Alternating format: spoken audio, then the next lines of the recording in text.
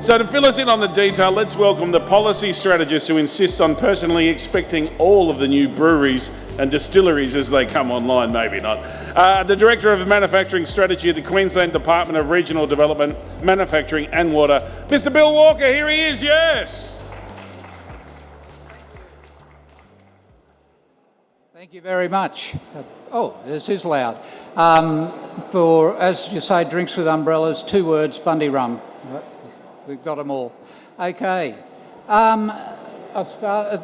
Thank you very much for having me here at Manufacturing Week. What I'm going to do is just run through what we're offering, and I noticed outside earlier that we've got a bit of a grey day, so hopefully bring a bit of Queensland sunshine into the International Convention Centre. That's where we are.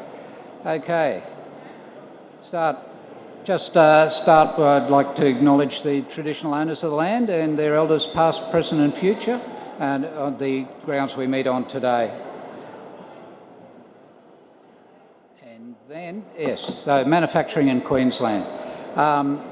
Let me just flick my notes over here. Basically, manufacturing in Queensland is alive and well, doing extremely well. It's contributing about $20 billion or over $20 billion to the economy each year. We've got great diversity. It's dominated by things like food processing, metals, but there is basically, you name it, somewhere in Queensland we make it, except passenger motor vehicles. Queensland is the only state in Australia where more people live outside the capital city than in it. Mainland state, I should say, Tasmania, but they've only got 2 cities, so kind of doesn't count. So we've got manufacturing the entire Queensland, throughout Queensland, from Cairns right through down to the Gold Coast, with big centres in Townsville, Maryborough, Mackay, Rockhampton. So basically about 22%, nearly a fifth of our manufacturing lies outside the southeast corner. Manufacturing employs 180,000 people in the state. About a fifth of those are women, and as I said, it's a major contributor to our economy. So what's driving manufacturing in Queensland? Basically, there is demographics driving it. We are expecting about 2 million people into Queensland in the next 10 years. A lot of those are going to be retirees, so if you're in manufacturing that it services a population directly, like food processing, there are tremendous opportunities there, but also we'll be requiring construction, etc. So there's a lot of population-driven expansion in Queensland manufacturing. As you can see, most of the people are coming from New South Wales and Victoria. We're only losing people to WA and Tasmania. The government is also putting in major investments in infrastructure under the headline, The Big Build. That includes our $62 billion expansion of our energy and jobs plan, which in total has an estimated $40 billion worth of manufacturing content within that $62 billion. We're also building 15 hospitals and expanding 3 others. We've got a lot of social housing to go in, and we've got our water projects, and not to forget the Olympics, which is going to hit us like a steamroller in terms of its demand for products. Within our other big push within the government is towards manufacturing sovereignty. We realise that we can't make everything here in Australia. If you're talking about the Olympics, we're drawing in from the whole country. But we can't make everything, but we want to make as much as possible, because we have the ongoing issues of supply chain disruptions around the world. I was reading earlier this week, in fact, that the Panama Canal is now up to 147 boats a day. They've had big drought, 11 months of drought through Panama, which pretty much closed the Panama Canal. And I don't need to go into the problems with the Suez Canal and the Red Sea at the moment. So if we're looking at our train manufacturing program, a lot of heavy stuff coming out of Europe is causing us issues. And if we can find alternative sources, local sources of that manufactured product, then we're all for it. So what we're doing, our main policy document is the Advanced Manufacturing Roadmap, which we've initially launched back in October 2013. We're coming up to 10 years of that roadmap now. Basically, it's got 5 major strategies within it, and 5 key strategies, I should say. And what I'm proposing to do now is to go through that. But basically, the roadmap is about increasing the sustainability and quality and global competitiveness of Queensland manufacturing and creating jobs for Queenslanders. We're talking about growing our manufacturing sector. As I mentioned, we've got 5 key strategies and actions. There's something like, I forget how many actions are underneath it, but 5 key strategies.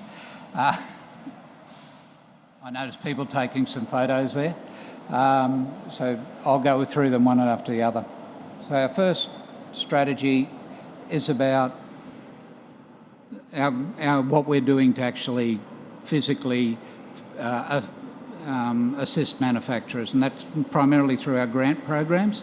We've got 4 major grant programs: the Manufacturing in Queensland, Made in Queensland program, which provides assistance to companies to upgrade their plant and equipment and improve their competitiveness and technological advancement. Very similar program is our Manufacturing Hub Grants program, which similarly provides funding for equipment, but also for things like lean manufacturing programs and non-equipment related assistance. That is delivered regionally in Queensland, not available to companies in the southeast corner. And that's part of trying to promote our regional growth of the state. Remade in Queensland, it's ran the first time. It actually hasn't closed or is about to close, but that is about using recovered and recycled materials in other manufacturing processes to increase, as I say, the sustainability of manufacturing. And lastly is the Manufacturing Energy Efficiency Grant program. It's a program we've designed that again provides assistance for companies to purchase energy efficient products focused on electric motors, HVAC, leak detection and remediation from compressed air. We have chosen those. We've run programs for a while around sustainability benchmarks, so we had quite a bit of evidence of what the common issue, parts of a manufacturing process are using the most energy and could be made more efficient. So that's the basis of that program. I should say that little picture there, Rockhampton Bakery, we funded there a new oven, which is far more energy efficient than the existing ovens that they had.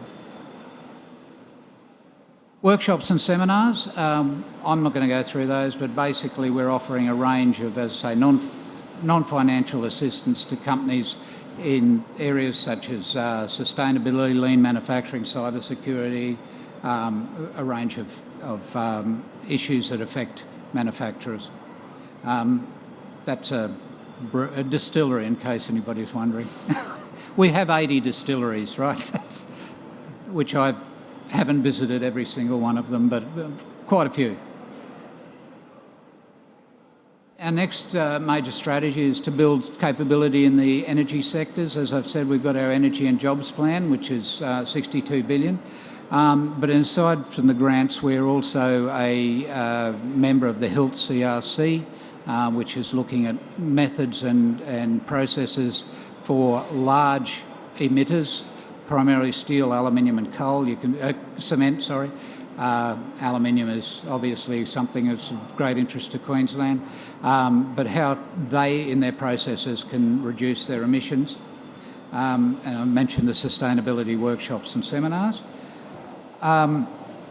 The pictures, by the way, transmission towers are a bugbear for me. I don't know why we don't make them in Australia anymore. They're not that complicated, but pretty much all the transmission towers in Australia are imported, primarily from India. I have a personal mission to reverse that, but I'll see how I go. The one on the bottom is actually a solar farm at Warwick on the Southern Downs. It's said to be the largest in the Southern Hemisphere. I don't have any verification of that, but it's owned by the University of Queensland, and this means that the University of Queensland is completely self-sufficient in energy, which, considering it was in the top 10 energy users in Queensland, is a major achievement. So the other areas where we work, because we're not actually the energy department, is to try to influence what the energy department does.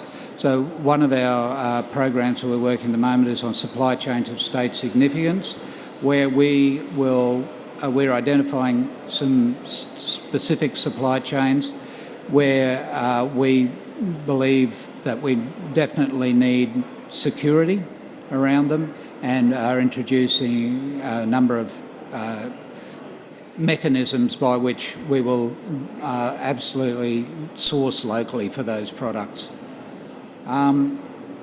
We're also raising, as it's all a buying and selling process, we're looking to raise the awareness of the buyers. Queensland Government procures, and private developers, to raise their awareness of what the capabilities of Queensland manufacturing are, so we can get them into their local manufacturers into their supply chain.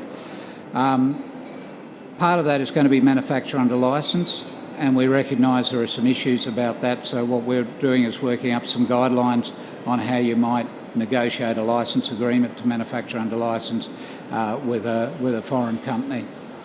And lastly, we're looking at a deep dive into the supply chains around energy to find out what the specific barriers are to greater uptake of local companies, whether it be standards, capabilities to supply, whatever they are. I've talked a fair bit about local content within the energy space, but we also are looking at local content improvement across the board. This can range from the train program. You can see not Walkers anymore, Downer at Maryborough, who've recently been awarded the contract for 65 new trains with Queensland for Brisbane Suburban. But we go from those sort of things and the Olympics, which are another big supply chain opportunity, down to some work, for example, that we were doing recently with Queensland Corrective Services, where they need prisoner transport vehicles. So we've been working with them to identify local companies who can produce prisoner transport vehicles. We've got a range of things we do to help manufacturers improve their capability and their profile within Queensland procurement space. Our Women in Manufacturing strategy, this is part of our response to the skill shortages we're seeing in manufacturing.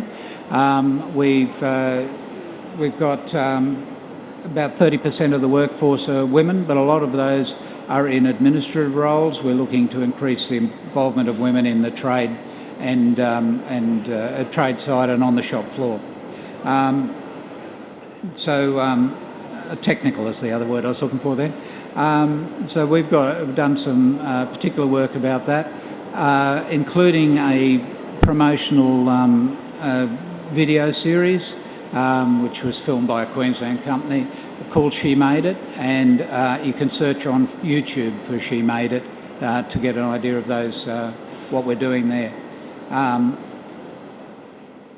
This is I won't go through this. I also won't go through this one in detail, but this is an idea of the actions that we're pursuing under the program. So aside from promoting women in a general sense, we're also looking at we're providing awards for female apprentices, A big one is we've done a deal with the the Titans rugby league team, the women's team, and we've got Women in Manufacturing is promoted at all Titans games with a big sign, etc. We're moving that to the Broncos this year and to the Cowboys. So ultimately we'll have all Queensland football teams will be promoting Women in Manufacturing. And then, as I say, promoting Queensland manufacturing. We've got our sign. If you look out the door, it's the big animated one to your left. So we're here promoting Queensland manufacturing, but also in generally promoting those capabilities. We're also looking at promoting manufacturing to school leavers. Again, the issue of where is the workforce of the future coming from? We're trying to emphasise that manufacturing is an exciting place to be. There's so much that can be done in manufacturing. It's not dirty and dangerous, and if it is dirty and dangerous, you can use a robot, and that's exciting in its own way. So we're very much actively promoting school leavers. I will say one other thing. We're looking to get this event to Queensland in 2026. So anybody here who wants to lobby for this event to be in Queensland, please do it now. That's as part of our ongoing promotions. And we will have Queensland Manufacturing Month in September in Queensland anyway, and that includes a showcase at Parliament House which enables manufacturing and manufacturers to meet with MPs to talk about how important manufacturing is. And that's me in terms of the presentation, but if you've got any questions, as I say, we're over there. We've got people there, and we also have half a dozen Queensland manufacturers there to talk to. Moreton Bay Council is directly behind us. They also have manufacturers there that I'd urge you to visit. And we also have one of our manufacturers is Lick Ice Cream, who have ice cream on the stand. And every single one of the ice creams that they're providing are award winners at the Royal Easter Show. I should also say the sign was done by Simtech, which is a Gold Coast company, and who normally do signage for casinos in Macau. So they were very kind to prepare to make a sign for us for this event. So I'm in your hands. If there are any questions, please let me know. Or otherwise, as I say, you can talk to us over there. Fantastic. Thank you very much, Bill. Round of applause for Bill. Thank you.